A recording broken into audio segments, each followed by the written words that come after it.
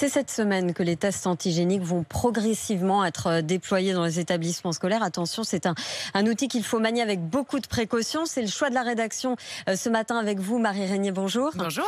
Marie, ces tests antigéniques sont moins fiables que les tests PCR. Comment fonctionnent-ils? Alors, les deux prélèvements se font à l'aide d'un écouvillon dans le nez, mais ils ne décèlent pas la même chose. Le PCR détecte le matériel génétique du virus, donc il y a peu d'erreurs possibles. Alors que le test antigénique, qui vous donne le résultat en 15 minutes, il va détecter les protéines qui sont présentes à la surface du virus. Si vous avez beaucoup de virus, c'est-à-dire une grosse charge virale, le test va détecter ces protéines sans difficulté et va vous déclarer positif. En revanche, si vous avez peu de virus, c'est-à-dire si votre charge virale est faible, le test peut ne pas réussir à détecter ces fameuses protéines parce que vous n'en avez pas beaucoup et le résultat peut être négatif alors que vous êtes bien contaminé. C'est ce qu'on appelle les faux négatifs. Et c'est là que ça peut devenir totalement contre-productif, Marie. Et oui, le cas récent de cette adolescente américaine est très parlant. La jeune fille était cas contact. Elle est allée faire un test antigénique qui s'est révélé à tort négatif. Elle était soulagée, elle est allée à une fête de famille et elle a contaminé 11 personnes.